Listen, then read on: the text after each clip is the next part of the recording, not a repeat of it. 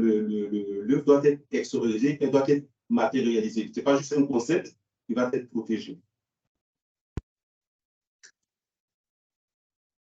Alors, c'est quoi le contenu du droit d'auteur? Donc, tout ça, c'est pas dire des informations générales. Le droit d'auteur se subdivise en deux catégories. Ce qu'on appelle, il y a une partie qu'on appelle les droits moraux et les droits patrimoniaux. Les droits patrimoniaux, c'est les droits d'exploitation. En fait, c'est cette partie-là des droits qui va permettre d'obtenir une compensation financière parce que vous pouvez vendre, vous pouvez représenter, vous pouvez louer, vous pouvez modifier, vous pouvez adapter, et ainsi de suite. Donc, les droits patrimoniaux qui peuvent faire l'objet de cessions.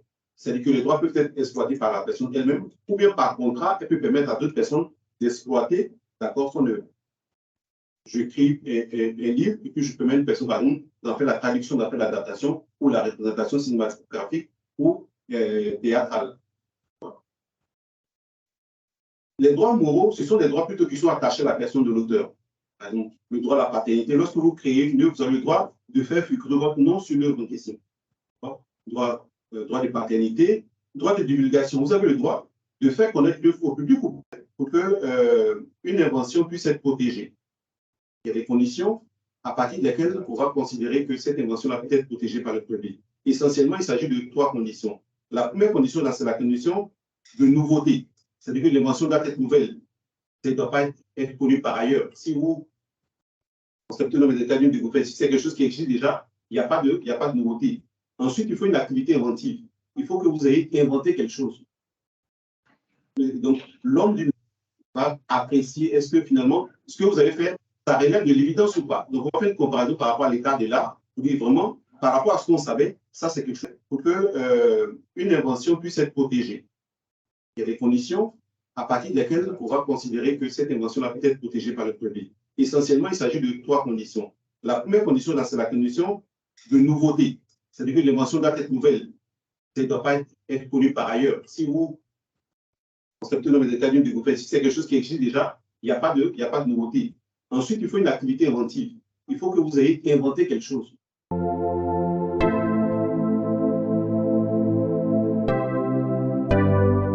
Ici, en fait, c'est un salarié dans une entreprise, BMW, je ne sais pas si c'est son nom, qui avait conçu lui-même des logiciels de sa propre initiative qu'il avait utilisé dans l'entreprise. Et puis, à un moment donné, il y a l'un des responsables qui veut faire une copie de sauvegarde du logiciel. Il s'y oppose, d'accord, en visant que l'entreprise puisse faire une copie des logiciels. Et donc, il est licencié pour faute. Et donc, on se retrouve en justice. La question étant de savoir est-ce qu'un logiciel, une création intellectuelle qui est protégée par le droit. Ici, BMW va dire, mais un logiciel, c'est une création assistée par ordinateur. Donc, ce n'est pas une création intellectuelle qui peut être protégée. Et donc, pour la première fois, donc, le juge, en 1986, sa trois sentences va considérer qu'un logiciel est une création intellectuelle qui peut être protégée par le droit. Donc, ça, c'est le niveau de la justice. Ensuite, des textes vont être pris pour entériner ces solutions-là. Donc, souvent, c'est ce qui est marqué. Souvent, une intervention législative peut être nécessaire pour la protection de ces créations-là. Donc, ici, désormais, en Côte d'Ivoire, on voit que la loi de 2016 sur le droit d'auteur range dans la catégorie des œuvres protégées par le droit d'auteur les logiciels. Donc, il y a une définition légale qui est donnée du logiciel. Et ensuite, il est dans la liste des œuvres qui peuvent être protégées par le droit d'auteur, on a classé expressément les programmes d'ordinateur. Alors, une question va se poser. On a dit qu'une œuvre peut être protégée par le droit d'auteur si elle est originale. Laquelle originalité s'apprécie au regard de la personnalité de l'auteur. Mais comment apprécier l'originalité d'un logiciel par rapport à la personnalité de celui qui l'a conçu? Mais c'est quasiment impossible.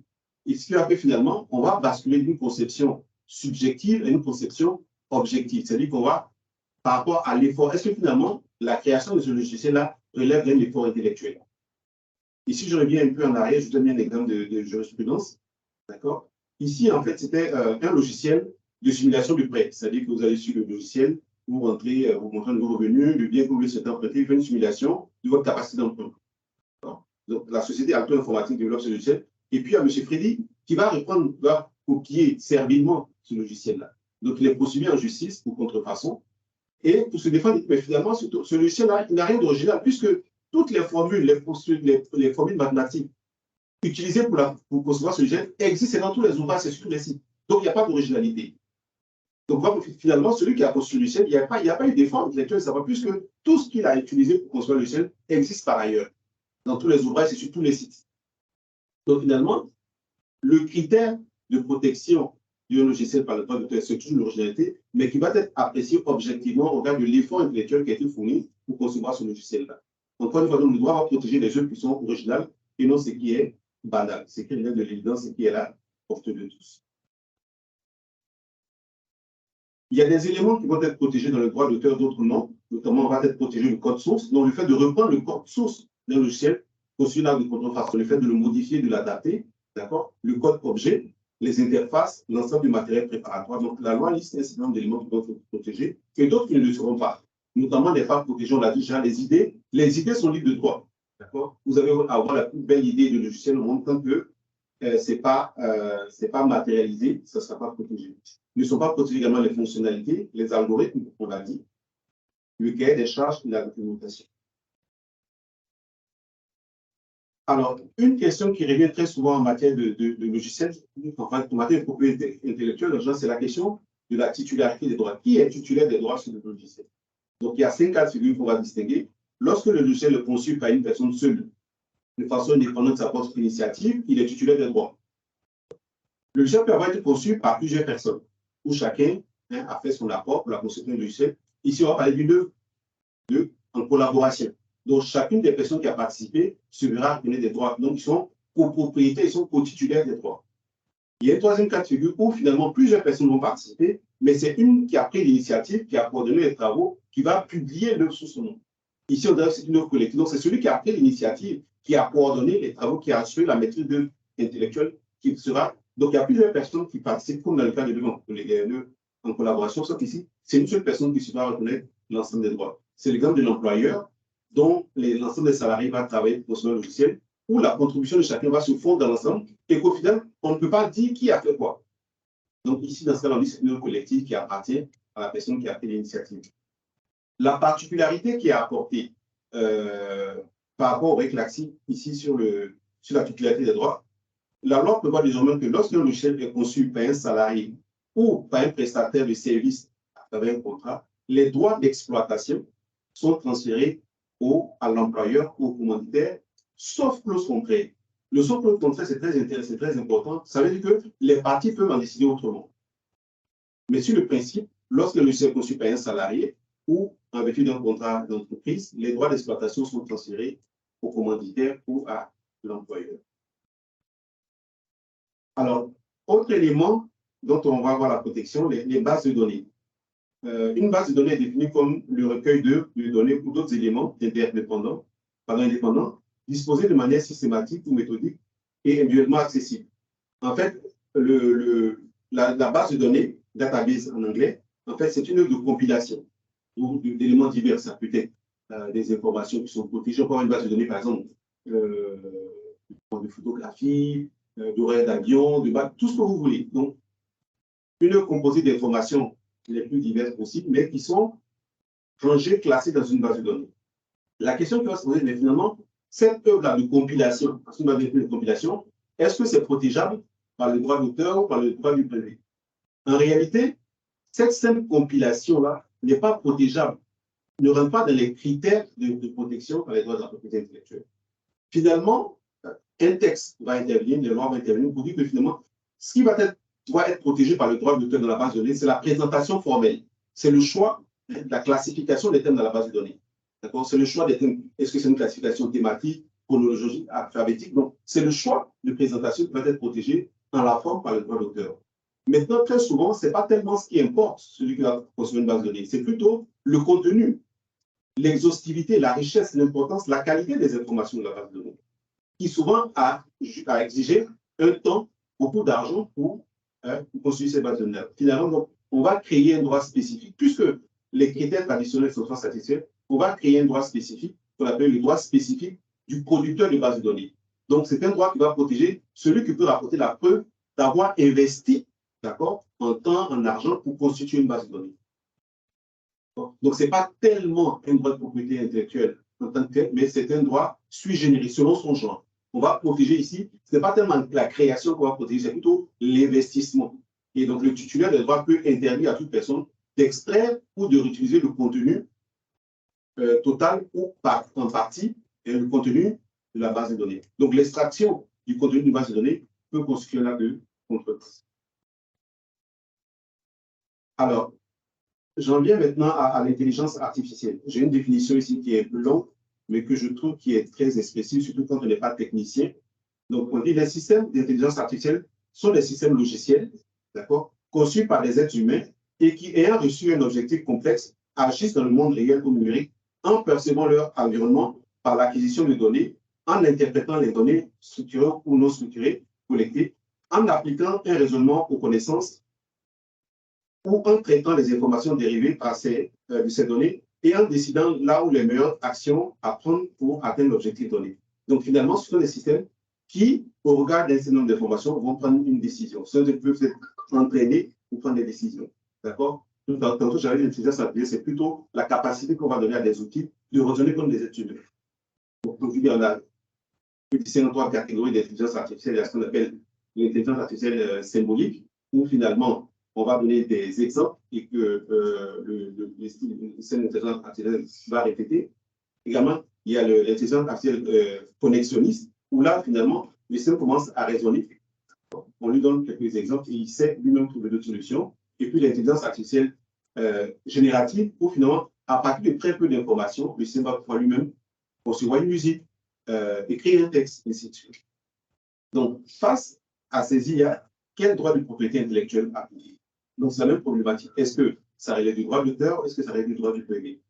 Les questions ne sont pas tranchées.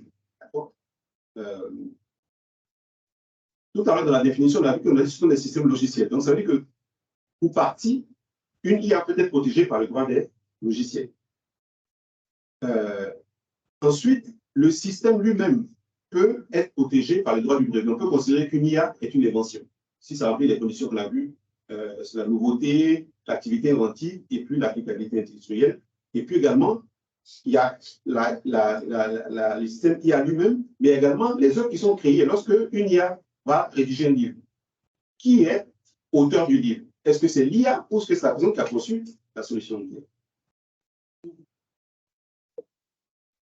Donc, l'IA peut être protégée par le droit des brevets, comme on l'a dit, sous réserve de pouvoir satisfaire aux conditions qui sont posées. Et ce n'est tellement pas évident que dans certaines juridiques, notamment au niveau européen, ils ont dû amender, adapter justement les règles classiques pour qu'elles puissent convenir à l'intelligence artificielle. Très souvent, le critère, la condition qui va poser le plus de liquide, c'est la condition d'inventivité. Est-ce qu'une IA, la conception d'une IA, lève d'une invention? Est-ce qu'on a inventé quelque chose? Bon. Que ce soit nouveau, ce n'est pas un problème. Que ce puisse être appliqué à l'industrie, ce n'est pas un problème. Mais est-ce qu'il y a une activité inventive? Et cela, selon les cas, d'accord, on va reconnaître l'IA que c'est protégeable ou pas. Donc, je mets ici quelques exemples d'IA qui ont pu être considérés comme étant des inventions dans certains cas non. Donc, ici, ce qu'il faut, comme je disais, c'est le critère qui va très souvent faire blocage là. Est-ce que finalement, cette IA est une solution technique à un problème technique posé? Est-ce que c'est une solution technique? Quel problème technique l'IA vient résoudre? Donc là, on a un premier exemple.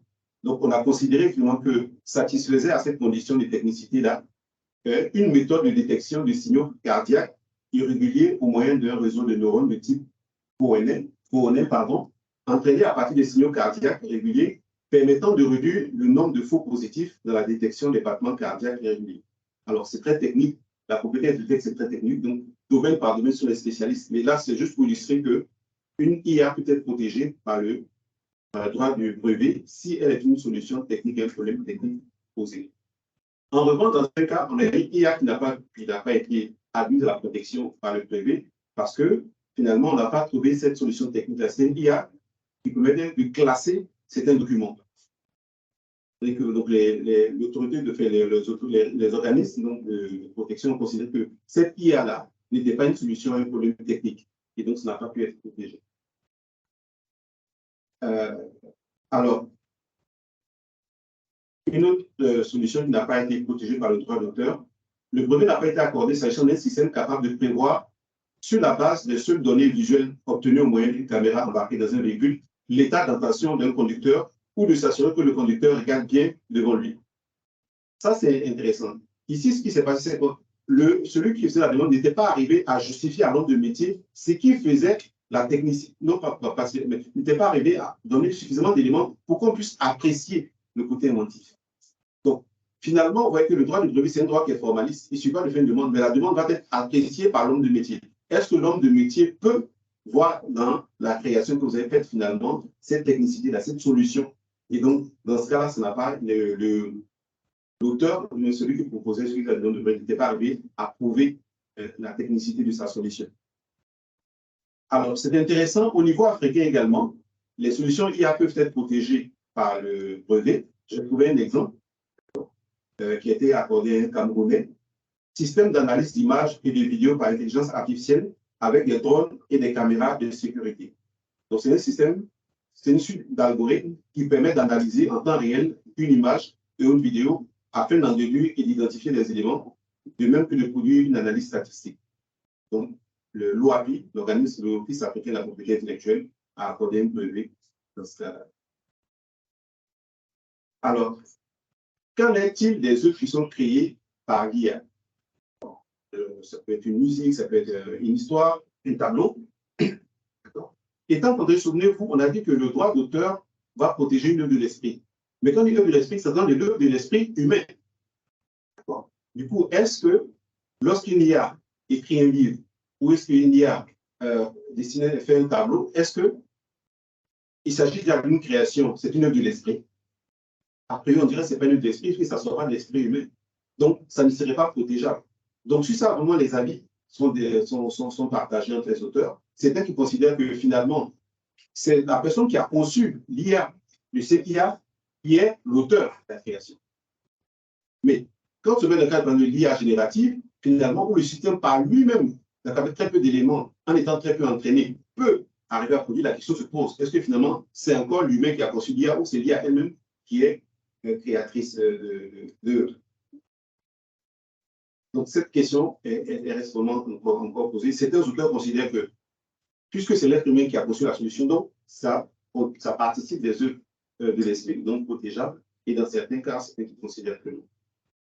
Alors, j'en arrive à ma conclusion, que j'ai intitulée l'univers des possibles. Finalement, avec le développement du numérique, avec les créations numériques, finalement, les règles de propriété intellectuelle sont mises à l'épreuve, d'accord? Et doivent s'adapter, finalement, pour offrir la meilleure protection possible à ces créations-là. Tout à l'heure, on a dit que les logiciels sont protégés par le droit d'auteur. Je vais vous donner un exemple d'un logiciel qui a été protégé par le brevet, d'accord, qui a été considéré par un jeune Ivoirien. C'est une solution, c'est un procédé de billetterie hybride avec contrôle d'accès.